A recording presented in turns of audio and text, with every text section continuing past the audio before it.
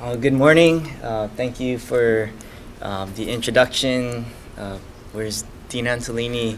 I don't have to cover that part of my presentation, so that was really great. Again, my name is David Sakoda. I am the Marine Program Specialist at the Division of Aquatic Resources in Hawaii, formerly the Marine Law Fellow. And so today I'm just going to talk about the Marine Law Fellowship and the legal support for nearshore and coral reef management that this fellowship provides to the state of Hawaii. But before I do that, I just want to set the context and talk about some of the marine resource management issues that we face here in Hawaii. And I'm sure many of you from the other jurisdictions can relate. So first, we deal with overfishing. That's a big issue, especially with herbivores, especially parrotfish, that have an important role in grazing algae and ensuring the health of our coral reefs so that new corals can settle. So sometimes overfishing can be due to poaching, illegal activities, and so we have to figure out ways to address that through better enforcement. Or other times it's just the result of outdated or ineffective laws. And so in this case, this picture, I don't know if you can see it, but it's a school of parrotfish in a net, and it's completely legal because we don't have catch limits. So sometimes it's a matter of amending the laws to enhance protection. We also deal with reef damage. A lot of times vessels run aground. This is a picture of the Cape Flattery that ran aground in 2005. The grounding as well as the follow-up salvage events resulted in about 20 acres of damaged reef, and they ended up settling for about $7.5 million. And we don't often get large vessel groundings like this, but we get smaller vessel groundings weekly, sometimes even daily. We also deal with coral damage from land-based pollution and sedimentation. It's not uncommon to have brown water advisories after heavy rains, and this suspended sediment can cause harm or even death to coral. We also deal with global impacts like climate change, increasing sea temperatures. In 2014 and 15, we experienced coral bleaching around the state. And all of these issues or impacts are compounded by our limited resources. DLNR, the whole department, receives about 1% of the state's budget to manage all of our oceans as well as our lands. With the new ask to double that budget, it would be 2%, so that's a start. Where do you prioritize? And that's something that we've asked ourselves in Hawaii. How do we prioritize our limited resources to address or to begin to address these issues? And I think that's something that all of you and the other jurisdictions have also asked. I know these issues are not unique to Hawaii. You and other jurisdictions have probably dealt with most, if not all, of these types of issues. But I think the solutions in each place is going to be different because there are different legal landscapes, different particular issues. And so I just want to share today a little bit about what the Marine Law Fellowship has done in Hawaii to kind of give you a flavor of how a position with that legal expertise within a resource management department can support resource management. I was going to talk about the Marine Law Fellowship, but Dean Antolini did a great job, so I'll just say, I have 3 predecessors who kind of paved the way, and I'm the fourth, or was the fourth in a long line of successful Marine Law Fellows. A lot of thanks to the NOAA Coral Reef Conservation Program, who has funded the fellowship for so many years through its cooperative agreement, and other partners as well. So what does the Marine Law Fellow do? I outline some of the major responsibilities and activities. First and foremost, the fellow reviews existing laws and policies related to coral reef fisheries and suggests updates and revisions. And to do this, we coordinate with many partners. So I've worked with DAR biologists, with our Division of Enforcement to identify where are the loopholes in the law that need fixing so that we can better manage our resources. And then once we identify those areas that need to be updated, the Marine Law Fellow goes through the administrative rulemaking process. And so this involves collaboration with a lot of our partners, a lot of the same partners, as well as other divisions, such as our Division of Boating and Ocean Recreation, close collaboration with our State Attorney General's office, who does the formal legal review. And then, of course, our stakeholders, our fishermen, our ocean users, anyone who may be affected by marine resource laws. And then also a big part of the Marine Law Fellowship's role and responsibility is to do administrative enforcement, like Dean Antolini mentioned, and this is in close collaboration with our enforcement division. And as I'll talk about later, there's different tracks for the way we enforce our natural resource laws. There's a criminal track where it goes through the district courts, and then there's the administrative track where it comes to the department and we handle it internally. And within that track, there's actually two sub-tracks. So we can bring an administrative enforcement action before the Board of Land and Natural Resources, which is basically an administrative hearing. And these are more for larger, more significant damage cases like vessel groundings. And alternatively, we can go the civil citation route, where it's kind of like a traffic citation that we can issue, and the violator can choose to pay it or contest it. But those are for more minor infractions. And I'll talk a little bit more about that later. We also help with legislation. We help write laws that that the department wants to introduce, or the bulk of my work last session was actually drafting testimony on marine resource bills that other parties had introduced. So some of them we supported, some of them we opposed, some just offered comments.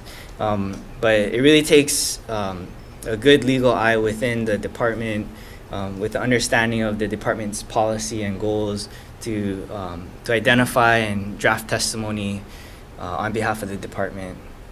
And then, of course, any other types of legal research that our division asks us to do, we assist with. For larger legal matters, we work with the AGs to come up with formal opinions. But for like the smaller research and recommendations, the fellows are able to handle that. And finally, when the opportunity arises, we help with capacity building. We like to share what we're doing in Hawaii so that other people can hopefully benefit from that, much like we're doing today. So I just wanted to share a few success stories. In the realm of administrative rulemaking, in 2005, there was an operation started up with a group of people harvesting sea cucumbers from our nearshore waters in great quantities. And there's a photo in the bottom left showing a raft full of sea cucumbers. At the time, we didn't have any laws prohibiting take of sea cucumbers, but we realized that if this continued, then it could have adverse impacts on our nearshore resources, because they're important for cleaning up the detritus and things on the seafloor. So anyways, we imposed emergency regulations banning the take of sea cucumbers temporarily, and then we followed up with permanent rulemaking which prohibited the commercial consumptive take of sea cucumbers, but allowed for personal take and set limits on those. And so that was important. It was important to have someone with this rulemaking focus to be able to get these rules in place in a timely manner. The Marine Law Fellow also helps with community-based management. This picture, the second picture, is a picture of Tunnels Reef on the North Shore of Kauai, where we've established the first community-based subsistence fishing area in the state. And we're looking to establish more of these co-management areas to better manage our nearshore areas, especially those areas that are important for subsistence for a lot of our local communities. We were able to successfully establish stronger bag limits and size limits for a couple families of fish, so goatfish and parrotfish. Unfortunately, it's only for the island of Maui. We attempted statewide rulemaking, but because of pushback from certain fishing groups, we weren't able to advance statewide. So we were successful on Maui, and we'll be trying to expand that to the rest of the state too. And finally, we were successful in amending our stony coral and live rock protection rules to create stronger protections. This is a picture of a coral taken from Pila'a Bay. And prior to 2014, our coral rules prohibited the take of coral using a tool or implement. And so at the time it was adopted, which I think was back in the 70s, the major threat to corals was people harvesting it for decoration or for their tanks. Back then it wasn't, ship groundings and sedimentation events weren't really on people's radars. But what happened in 2001 was that there's a property owner above Pila'a Beach and Bay, which is pictured here, that was conducting illegal grading and other illegal activities on their property. And after heavy rain, it ended up washing a bunch of this loose sediment into the bay and covering the coral reef in several feet of mud. And so the state realized that we couldn't go after them with our coral protection rules because there was no tool or implement involved in the damage of those corals. And so what happened was the state used another law, which was basically unauthorized use of land in a conservation district, to go after them. And that unauthorized use was placing materials on conservation district lands. And so this ocean area was a conservation district, and so we ended up prevailing. And that case was finally decided in 2014. But at the time, we realized that we needed to amend our coral laws to strengthen them so that if something like this happened in the future, we could go after them with our coral protection laws. And so we amended the coral rules to say that it's illegal to take, break, or damage coral, period. We didn't limit it to using a tool or implement. And we also included a provision that specifically said that if you're a property owner and you negligently or intentionally introduce any sediment or biological agent or pollution into the ocean and that results in the killing of coral, then you're responsible. And so it's very strong coral protection, and so if anything like this happens again, we can use our coral laws to recover those damages. In the area of administrative enforcement, the fellow has been able to successfully prosecute a number of marine resource cases. As I explained earlier, administrative enforcement actions are normally for larger cases such as vessel groundings. Here's a photo of the Pacific Paradise that ran aground off Waikiki last fall. And you can see in the second photo there's significant damage to the shallow coral reefs there, and we're in the process of bringing an enforcement action to recover those damages. But the reason we save these for larger cases is it involves a lot more work. To work up these cases, we need a team of biologists to go in and survey the area, document the damage, and we got to calculate, what are those corals worth before we propose a recommended penalty before our Board of Land and Natural Resources. Here's another picture, bottom right, showing an illegal catch on Maui with illegal nets. And this is another successful enforcement action that we brought before the board. We were able to confiscate the nets and cite the violator for a few $1,000s. And then for minor infractions like undersized crabs or fish, we use our civil resource violation system, which is like a traffic ticket. The big role of the fellow in this regard has been to look at the existing system, our administrative enforcement system, and see where the inefficiencies were. When I came in, our civil resource violation system was limited to very few types of marine resource violations. In fact, we were only using the system for our commercial fishermen who didn't turn in their commercial catch reports. And we'd issue a $15 fine if they failed to turn their reports in. And then, if it was a second violation, it was $30. But we weren't using these citations for things like illegal gear or fishing in a closed area. So all these types of violations were actually going to criminal district court. And a lot of times, these are viewed as relatively minor infractions by the judges, and a lot of times these cases were being dismissed. So that was an issue that we identified, and we saw the need to expand this system, and so I looked into it, and we were able to change the penalty schedule so that now any natural resource violation or any aquatic resource violation can go through this citation system. So we have that tool available. And so that's just one example of a policy change that the fellowship has helped to implement. And without a position that's dedicated to looking for these legal issues, changes like this would never happen, or it'd be a lot longer process. Briefly, I'll share some successes in our legislation. I can't take credit for our environmental court legislation, but I was privileged with the opportunity to support that bill. And in 2014, we were able to get it passed. And we helped implement it in 2015.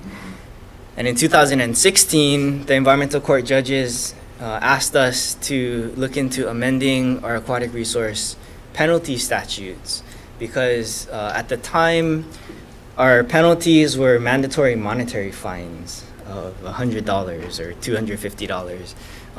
The judges were looking for alternative sentences like community service work or mandatory education for violators.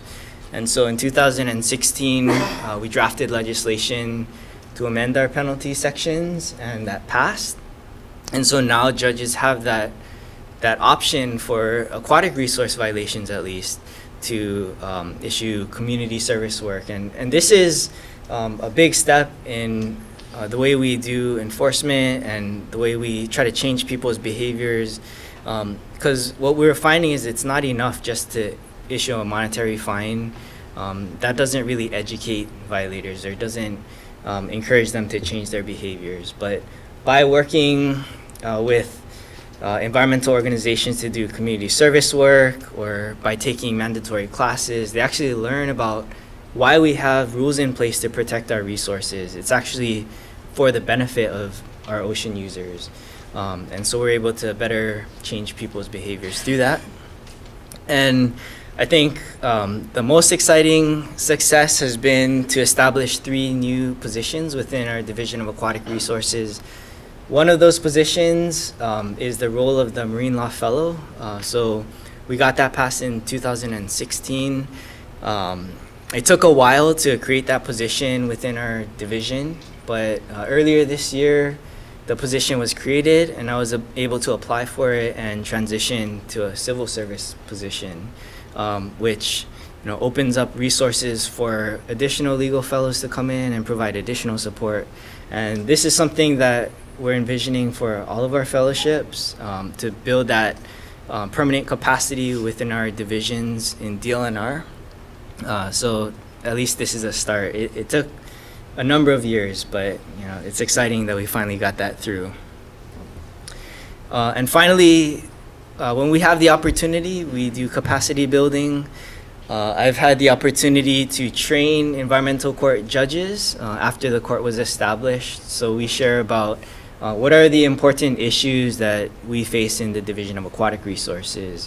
What are we doing with our administrative enforcement system to take some of those cases that are burdening the district court system and keeping that in-house.